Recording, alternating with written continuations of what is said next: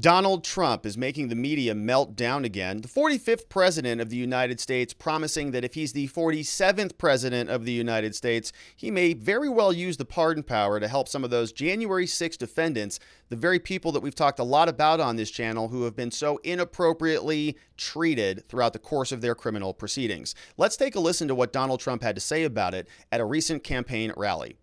So many people have been asking me about it. If I run and if I win, we will treat those people from January 6th fairly. Good. We will right treat on. them fairly. Good. And if it requires pardons, we will give them pardons. Whoa! Because they are being treated Even so pardons? unfairly.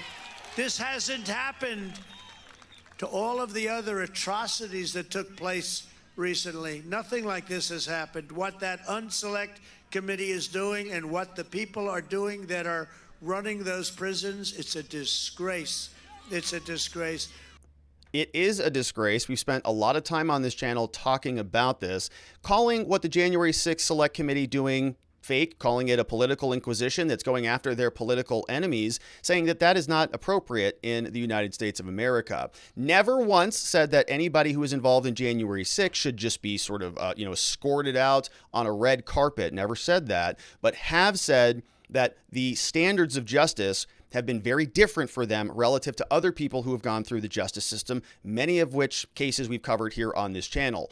And so Donald Trump now saying that he's going to use political tools like the presidential pardon power in the same way that the Democrats are using political tools like the Department of Justice. And for people to say suddenly that this is a big thing to scream and shout about, like this is wrecking America yet again, well, we're going to show how that's not exactly accurate. What am I talking about? Of course, it's Brian Stelter. They're having flashbacks to January 5th, waking up in cold sweats at night, just bracing for impact because Donald Trump's talking again. Here it is.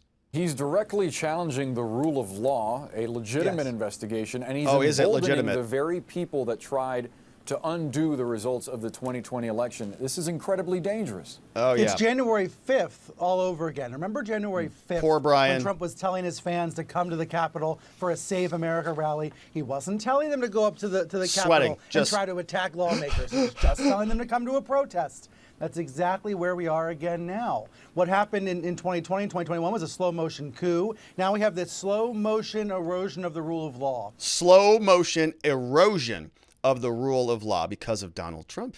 And so Brian Stelter, CNN, many other people out there, basically hyperventilation mode. Get used to that. It's going to be around for the foreseeable future, especially if Donald Trump does indeed run again. Lindsey Graham also upset about this, saying, this former president should use his language a little bit more carefully. Senator, more than 730 people have been charged by the Justice Department for their role in the attack on the Capitol on January 6th to stop the certification of our election. Last night, President Trump at a rally said this. Yeah? If I run and if I win, we will treat those people from January 6th fairly. Right and on. if it requires Good. pardons, we will give them pardons because they are being treated so unfairly. Yep. Pardons? Do you agree? Yeah. No, I don't want to send any signal that it was okay to defile the Capitol. There are other groups with causes that may want to go down the violent path if these people get pardoned. Yeah. But isn't that a dangerous thing to say? Harris, yeah, well, I think it's inappropriate. I don't want to Inappropriate. reinforce that defiling the Capitol was okay. I don't want to do anything that would make this more likely in the future. And just let me finish my thought here. When Kamala Harris and her associates and the people that work for her staffers, raised money to bail out the rioters who good point. hit cops in the head and burned down stores. I didn't like that either. So I don't want to do anything from raising bail to pardoning people who take the law in their own hands because it will make more violence more likely. I want to deter people who did on January the 6th, and those who did it, I hope they go to jail and get the book thrown at them because they deserve it. That was clear. Senator, before I let you... Okay, but Lindsey, the Republicans aren't forming fake committees and going after the Democrats' political opponents. That's not what's happening here. But that is exactly what the Democrats are doing towards the Republicans.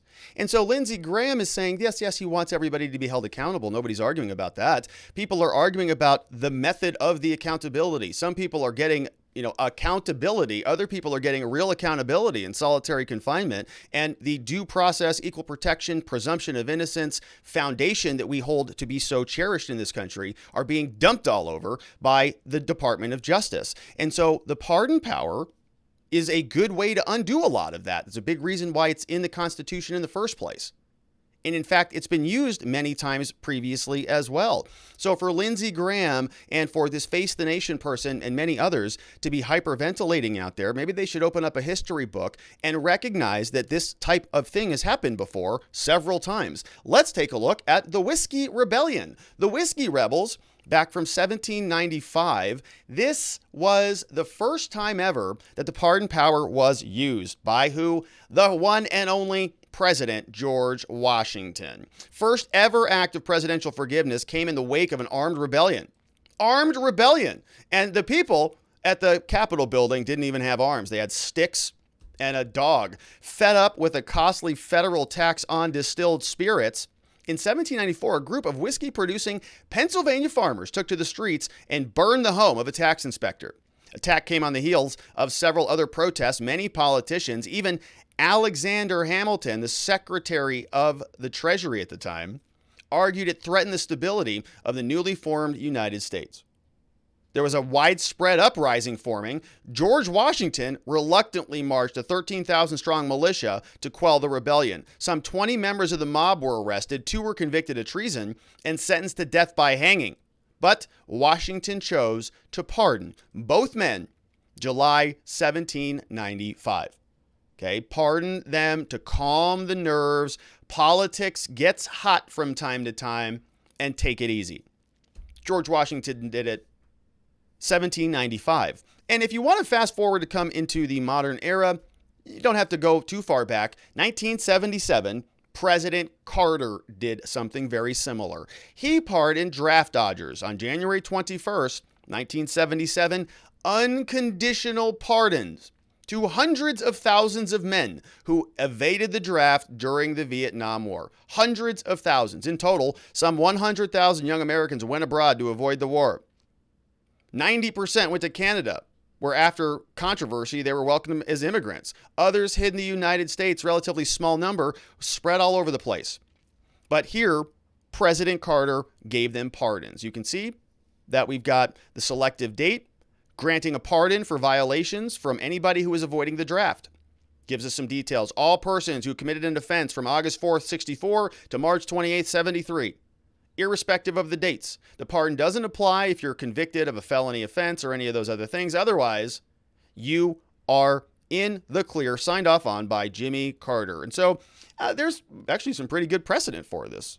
2 presidents have done this historically. Donald Trump, if he is reelected to the 47th president, maybe he'll be the 3rd, to use the pardon power to right a political wrong, to correct and even the balance of what's happening there as a result of a political inquisition. Let me know what you think about it down in the comments below. And don't forget to hit the subscribe button before you get out of here. We have a live show that we do every weekday, and I'd love it if you stuck around and joined us. I look forward to seeing you on the next one.